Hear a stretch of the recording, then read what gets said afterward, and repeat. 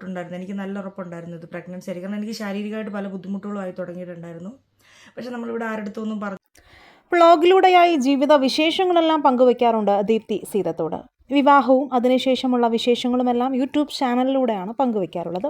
നേരത്തെ എടുത്തു വെച്ച വീഡിയോ ഒക്കെയാണ് ഇപ്പോൾ ഇടുന്നത്. ഇടയ്ക്ക് എനിക്കൊരു അവാർഡ് കിട്ടിയിരുന്നു, അത് തന്നെ എടുത്തു വെച്ചിട്ട് കുറച്ച് ദിവസമായി. കഴിഞ്ഞ ദിവസമാണ് പോസ്റ്റ് ചെയ്തതെന്നും ദീപ്തി പറഞ്ഞിരുന്നു. ഞാൻ പ്രഗ്നൻ്റ് ആയിരുന്നു, ഭയങ്കര സന്തോഷമായിരുന്നു. പിറന്നാളിൻ്റെ തലേന്നായിരുന്നു ഇതേക്കുറിച്ച് അറിഞ്ഞത്. ഇടയ്ക്ക് ട്രീറ്റ്മെൻറ്റിന് പോയെങ്കിലും റിസൾട്ട് നെഗറ്റീവ് ആയതോടെ കുറേ കഴിഞ്ഞ് IVF ചെയ്യാമെന്ന തീരുമാനത്തിലായിരുന്നു ഞങ്ങൾ. അതുകൊണ്ട് മരുന്നെല്ലാം നിർത്തി. 1.5 മാസമായി മരുന്നുകളൊന്നും ഇല്ലായിരുന്നു.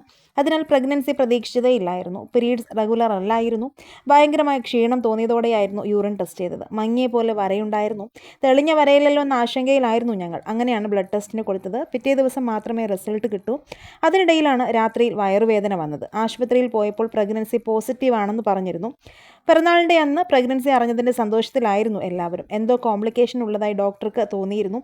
വീണ്ടും ടെസ്റ്റ് ചെയ്യാനായി പറഞ്ഞിരുന്നു. ഓരോ ആഗ്രഹം വന്നപ്പോൾ ഞാനത് വേണം, ഇത് വേണം എന്നൊക്കെ പറയുന്നുണ്ടായിരുന്നു. എല്ലാവരും അതൊക്കെ സാധിപ്പിച്ച് തരാനുള്ള ഓട്ടമായിരുന്നു. എന്നാൽ ഇത് ഹെൽത്തി പ്രഗ്നൻസി അല്ല, നമുക്കിത് കണ്ടിന്യൂ ചെയ്യേണ്ട എന്ന് ഡോക്ടർ പറഞ്ഞിരുന്നു. ഒരു വാശിക്ക് വേണ്ടി കണ്ടിന്യൂ ചെയ്താൽ നാളെ ഒരിക്കൽ അമ്മയ്ക്ക് അല്ലെങ്കിൽ കുഞ്ഞിന് ബുദ്ധിമുട്ടുണ്ടായിരിക്കുമെന്ന് പറഞ്ഞിരുന്നു.